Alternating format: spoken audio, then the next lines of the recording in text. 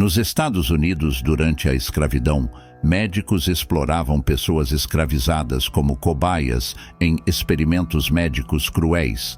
Aproveitando-se da desumanização da escravidão, eles podiam conduzir pesquisas experimentais sem o consentimento dos pacientes escravizados. Vivendo em constante perigo e sem liberdade, não tinham direito nem de decisão sobre seus corpos. O risco era ainda maior quando os próprios médicos eram os proprietários de escravos, podendo decidir sobre tratamentos arriscados onde seres humanos eram tratados como meros objetos de estudo, e esse sistema de escravatura oferecia oportunidades únicas para médicos brancos, deixando assim um legado sombrio na história da medicina. Nesse vídeo, você irá descobrir alguns médicos que utilizaram dessa prática mesmo após a abolição e que a exploração de afro-americanos em experimentos médicos persistiram até o século XX.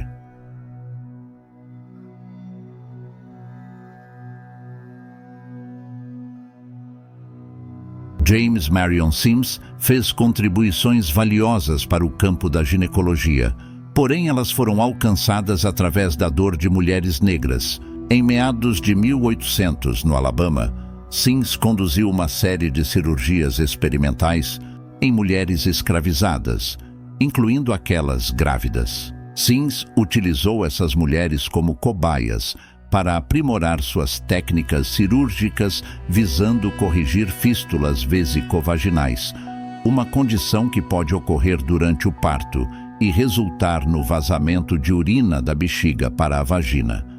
Realizando inúmeras cirurgias nessas mulheres, frequentemente sem anestesia, é que Sims acreditava na suposta imunidade das mulheres negras à dor, frequentemente ignorando suas queixas de desconforto durante essas intervenções cirúrgicas.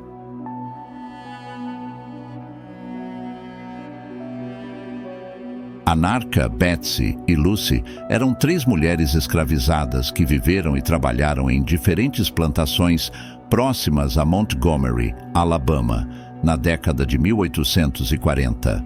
Todas enfrentaram uma condição médica dolorosa após o parto, resultando na perda de controle da bexiga e dos intestinos. Mulheres escravizadas com essa condição eram isoladas dos demais trabalhadores, sem perspectiva de cura. Anarcha, Betsy e Lucy foram informadas de que teriam que suportar a dor e a vergonha de suas lesões pelo resto de suas vidas. Os homens que as escravizaram ficaram frustrados com a situação, não por preocupação com as mulheres, mas porque elas não podiam mais desempenhar o trabalho árduo que gerava lucro para seus senhores. Em 1844, os 3 escravizadores procuraram a orientação do médico James Marion Sims.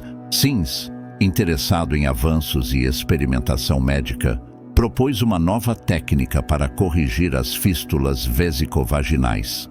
Acreditando que poderia curar Anarcha, Betsy e Lucy em 6 meses, fez acordos para alugar as mulheres durante o tratamento, obtendo controle total sobre seus corpos. Infelizmente, as mulheres provavelmente não tiveram a oportunidade de consentir com a experimentação iminente. Lucy foi a primeira a passar pela operação experimental de Sims, sem anestesia, enquanto ele realizava a cirurgia diante de uma plateia de médicos. Posteriormente, Lucy enfrentou uma terrível infecção causada por um dispositivo colocado em sua bexiga. Apesar de curar a infecção, Sims não conseguiu cicatrizar a lesão, considerando a operação um fracasso. Betsy foi a próxima a ser operada, usando um dispositivo diferente sem causar a mesma infecção pós-cirúrgica. No entanto, a ferida de Betsy não se curou, resultando em outro fracasso. Anarcha passou pelo mesmo destino, porém ela teve que suportar mais de 30 cirurgias. Quando a comunidade médica local tomou conhecimento dos fracassos das cirurgias, deixaram de apoiá-lo. Anarcha, Betsy e Lucy foram deixadas sob o controle de Sims, consideradas inúteis aos seus senhores sem a cura. Trabalharam para a família Sims entre os procedimentos e a recuperação. Apesar de perder o apoio branco, Sims persistiu nos experimentos, treinando as mulheres para serem suas assistentes. Ao longo de 5 anos, Sims realizou experimentos em 12 mulheres, com apenas Anarcha, Betsy e Lucy citadas em seus relatórios. Os experimentos de Sims com mulheres escravizadas continuaram por anos, e ele finalmente passou a realizar cirurgias em mulheres brancas usando o conhecimento que adquiriu em experiências anteriores com mulheres negras. A partir desse momento, ele começou a praticar a operação em mulheres brancas anestesiadas, apesar de muitas não confiarem na droga administrada para diminuir a dor. No entanto, o uso do anestésico foi encorajado por Sims, sob a alegação de que os negros não sentiam dor como os brancos.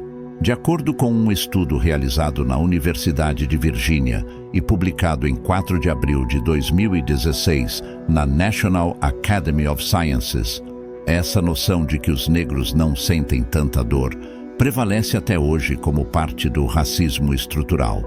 Em abril de 2018, a estátua de James Marion Sims, há décadas posicionada no Central Park, em frente à Academia de Medicina de Nova York, foi retirada por ordem do prefeito da cidade, como parte da reparação histórica que os Estados Unidos vêm tentando fazer sobre a celebração de figuras controversas. A remoção da estátua foi em resposta a vários protestos que teve como motivo a descoberta das práticas de Sims, e que realizava testes cirúrgicos em escravas negras à força e sem o uso de anestesia. E, de acordo com a autobiografia de Sims, em The Story of My Life, a época mais memorável de sua vida foi poder trabalhar as escravas, que eram essencialmente sua propriedade, pois ele poderia operá-las a qualquer momento do dia.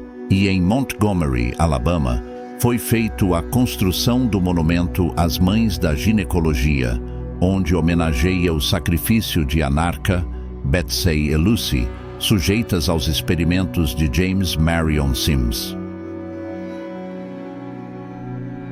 Epidemias de varíola assolaram todas as colônias americanas. Em ondas consecutivas em Massachusetts, os moradores de Boston viram a varíola chegar em navios de carga estrangeiros. No entanto, as autoridades tinham poucas opções, além de isolar em quarentena os suspeitos de exposição e, ao mesmo tempo, em que cuidavam dos indivíduos ativamente doentes. E em 1716, a varíola começou a se espalhar por todo o Massachusetts.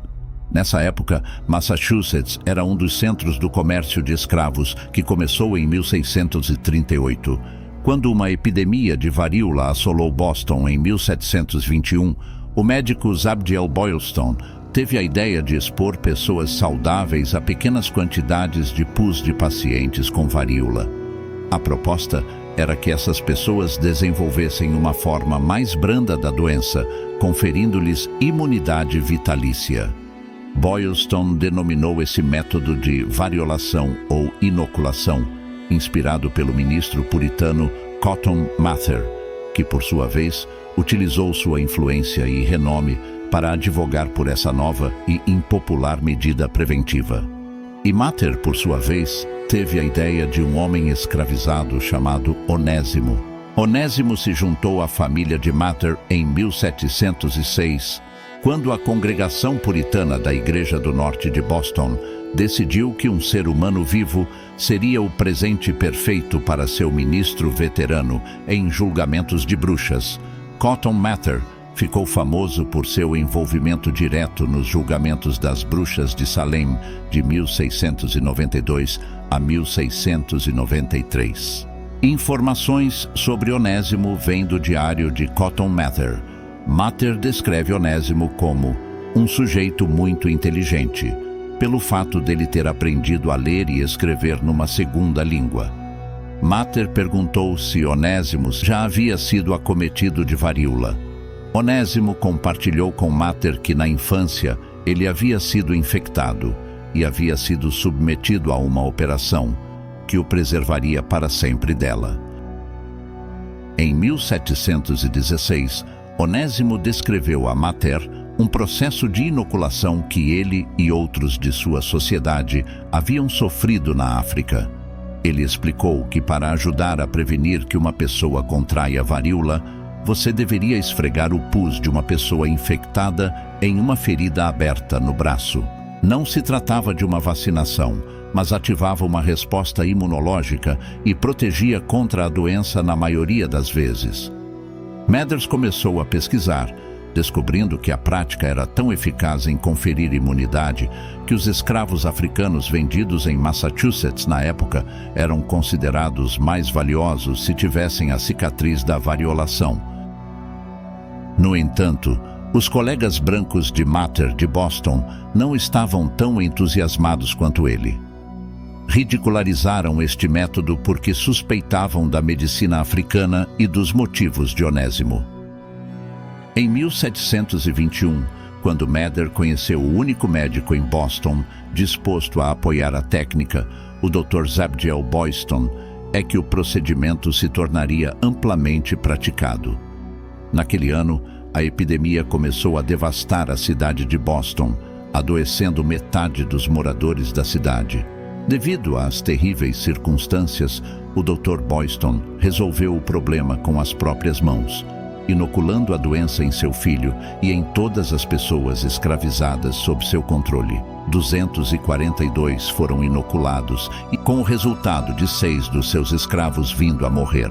1 em 40. Uma taxa de sobrevivência elevada em comparação com 1 em cada 7 que morreram por contrair o vírus. Como ainda não existiam vacinas, este método de inoculação é denominado variolação. Embora a epidemia de varíola de 1721 tenha ceifado a vida de mais de 14% dos habitantes de Boston na época, os médicos e as autoridades municipais viram os efeitos positivos. Não sabemos se Onésimo viveu para ver como o conhecimento que transmitiu se tornaria uma história de sucesso médico.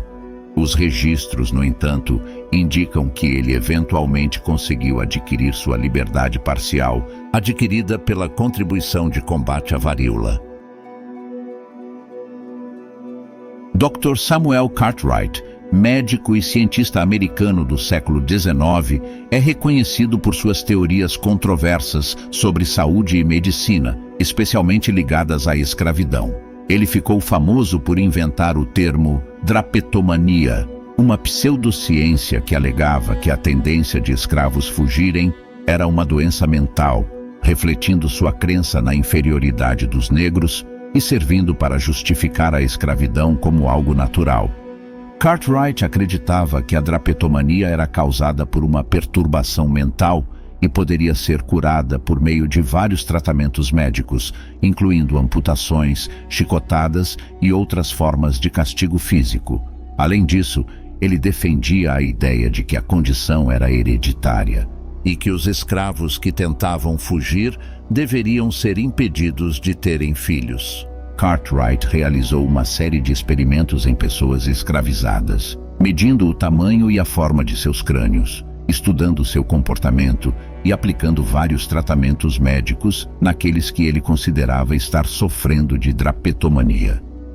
Cartwright afirmou em um artigo que a ciência provou que os negros tinham cérebros menores, pele mais sensível e sistemas nervosos superdesenvolvidos. Tudo isso resultava em sua natureza servil. Portanto, segundo a ciência, argumentou ele, o negro é um escravo por natureza e nunca poderá ser feliz em qualquer outra condição. Cartwright também inventou outro distúrbio, a disestesia etiópica, uma doença que afeta a mente e o corpo, que seria a falta de interesse e a pouca produção do escravo na plantação. Segundo Cartwright, esse distúrbio era caracterizado por uma gama de sintomas, incluindo insensibilidade à dor, compreensão diminuída e propensão ao roubo. Ele sustentava que tal distúrbio era resultado das diferenças físicas e psicológicas entre pessoas brancas e negras, alegando que os negros tinham pele mais grossa e sistema nervoso menos sensível, tornando-os menos suscetíveis à dor. Sua teoria foi amplamente aceita pela comunidade médica da época e usada para justificar a escravidão. Cartwright argumentava que a única forma de curar a disestesia etiópica era forçar o escravo a trabalhar mais até a exaustão. Suas ideias sobre a drapedomania e a suposta inferioridade das pessoas escravizadas continuaram a influenciar as crenças racistas por muitos anos. Em 1914, a drapetomania foi incluída no Dicionário Médico Prático de Thomas Lathrop, definida como uma impulsão insana para vagar. O uso de pessoas escravizadas como cobaias não terminou com a abolição da escravatura. Na verdade, continuou até o século XX com os afro-americanos sendo usados como cobaias para vários experimentos médicos.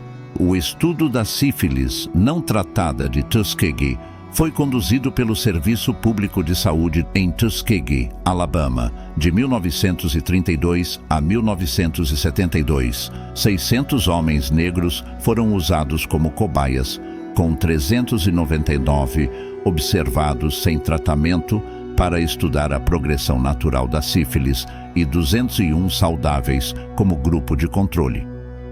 Os participantes doentes não foram informados de seus diagnósticos e foram enganados com promessas de tratamento gratuito, transporte e cobertura de despesas funerárias. No final, muitos morreram de sífilis e complicações, além de transmitirem a doença às suas esposas e filhos. A revelação do estudo à imprensa levou ao seu término e à criação de institutos de ética médica. Em 1997, durante a presidência de Bill Clinton, o governo dos Estados Unidos emitiu um pedido oficial de desculpas e concedeu um processo de $9 milhões. What was done cannot be undone, but we can end the silence. We can stop turning our heads away. We can look at you in the eye and finally say, on behalf of the American people, what the United States government did was shameful, and I am sorry. Em 2017, somente 8 permaneciam vivos, destacando a extensão do dano infligido por esse experimento.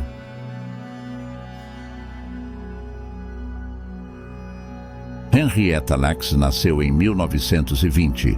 Era uma mulher afro-americana, descendente de escravos, que cresceu em plantações de fumo e vivia no sul dos Estados Unidos com a família. Casada e mãe de 5 filhos, viveu no estado de Maryland.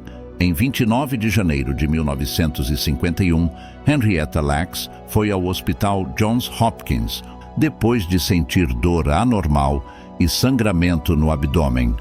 Na época, o Hospital Johns Hopkins era o único na região que tratava pacientes negros. O médico Howard Jones rapidamente a diagnosticou com câncer cervical. Lá, o médico Howard W. Jones realizou uma biópsia em uma massa encontrada em seu colo do útero para testes laboratoriais. Lacks foi tratada com inserções de tubo de rádio enquanto estava internada e recebeu alta alguns dias depois, com instruções para retornar para tratamentos de raios-x como acompanhamento. Durante esses tratamentos, 2 amostras foram retiradas do colo do útero de Lacks sem sua permissão ou conhecimento. Uma amostra era de tecido saudável e a outra era cancerosa. Essas amostras foram entregues a George Otto Gay, médico e pesquisador de câncer na Johns Hopkins. As células da amostra cancerosa eventualmente ficaram conhecidas como a linha celular imortal, HeLa, uma linhagem celular comumente usada na pesquisa biomédica contemporânea. Ela faleceu devido ao câncer aos 31 anos em 1951. Suas células, conhecidas como células HeLa, foram usadas em inúmeros experimentos médicos e foram fundamentais no desenvolvimento de tratamentos para várias doenças. No entanto, a família carente não soube do uso das células de Henrietta até mais de 20 anos depois e não receberam qualquer compensação pelo uso comercial de suas células. Somente em 1973, a família de Lex ficou sabendo pela primeira vez que as células de Henrietta ainda estavam vivas. Um grupo de geneticistas procurou os familiares para realizar um teste de DNA após suspeitarem de uma teoria que sugeria que a cura do câncer poderia estar na manipulação dos genes.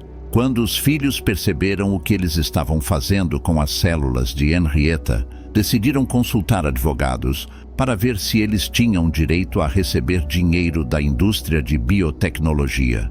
Descobriram que as células tinham sido vendidas para todos os lugares e queria saber quem havia enriquecido com as células, já que as células, eram vendidas em grande volume e por milhões de dólares. A família iniciou uma batalha judicial contra o Centro Médico Johns Hopkins para obter reparação e compensação pelas vendas das células.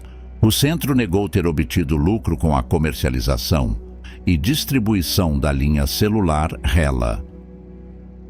Em resumo, estima-se que milhares de pessoas negras escravizadas e livres foram submetidas a tratamentos médicos, experimentação e muitos deles perderam a vida nesse processo, revelando o racismo sistêmico na área médica, e isso explica a falta de confiança no sistema médico entre a comunidade afro-americana. E se você gosta desse tipo de conteúdo, se inscreva em nosso canal para não perder os próximos vídeos. E se gostou, deixe seu like para ajudar o nosso trabalho. E deixe também seu comentário do que você achou dessas experiências médicas em pessoas escravizadas. Obrigado por ficar até aqui e paz a todos.